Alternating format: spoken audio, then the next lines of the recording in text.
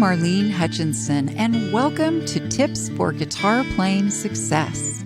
As many of you know, I've been sharing my guitar playing tips every Thursday for more than 8 years. It's been my way to hopefully help you stay motivated, be inspired, and continue expanding your guitar playing journey. If you're interested in more learning resources like my Thursday Tips blog, my DVDs, books, virtual learning, and more, go to my website, marlenesmusic.com.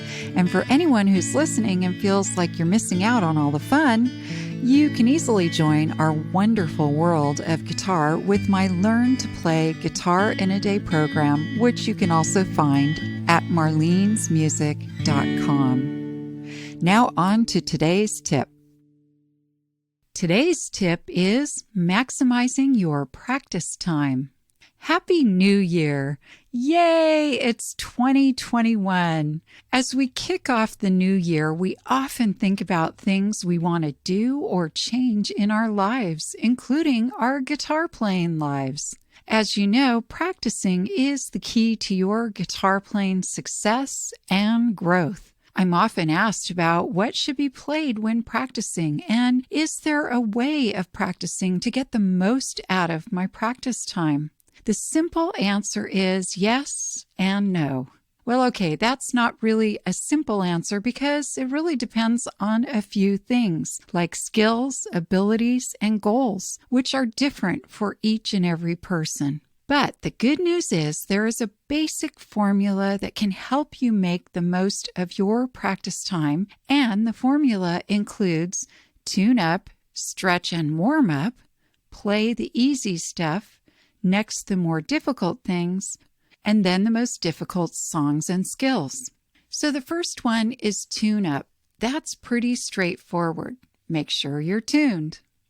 The next step is to stretch and warm up just like you would before you exercise. This includes finger, wrist, arm, neck, and shoulder stretching and movement. If you're looking for some good ones to do, I describe a few quick stretches and ways to warm up in episode 29 on September 17th. After you've warmed up, then the first thing you should do is what I call play an easy schmeezy song. A song that is super familiar and super easy for you to play. Now that's going to be totally dependent on your current skills and abilities. For one person, it might be Row, Row, Row Your Boat. And for another, it might be a higher skill level song.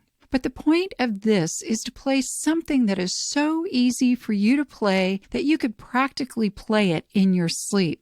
It's intended to give your fingers a chance to warm up to the strings, chords, notes, and strumming or rhythm. With this step, you might want to play a few of your easier songs. The more warmed up you are, the better you'll be able to play the trickier stuff. Plus, it's really fun to play songs that are doable and give a feeling of joy and satisfaction.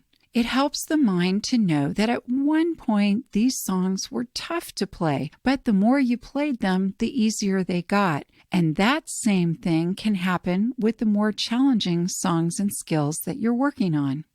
Next, play a song that is more challenging, perhaps a song that requires a new skill, like a new strumming or picking pattern, new chords, or tablature. As you play the song through, notice the parts of the song that are more difficult, which is often where the new skills are called upon. And then go back to those spots in the song and work on just the new skill repetitively. After going over just those tougher parts, then go back to the beginning and play the entire song. Repeat that isolating of the trickier parts as often as you need to. By the way, I hope you're enjoying this and all of my weekly podcast episodes. And if you'd like to show your appreciation and support, please join my podcast patrons group at the link listed below. After playing that more challenging song that you just played, then play your most difficult song or skill. The reason it's a good idea to work on the more difficult skills and songs at this point is because you've had a chance to play for a little bit and your fingers, hands, wrists, arms, and shoulders are more nimble. Now, if there's a part of a song that you know right off the bat will be tough for you, start by warming up for this song with that skill or section of the song. Then play the entire song. Repeat, focusing on the more difficult parts as necessary. It's important that you play the entire song as you get more comfortable with the trickier parts, so you can begin to understand the flow and how these musical parts fit together. As a side note, it can be helpful to play along with the original artist of the song to help you understand the cadence, tempo, timing, and flow.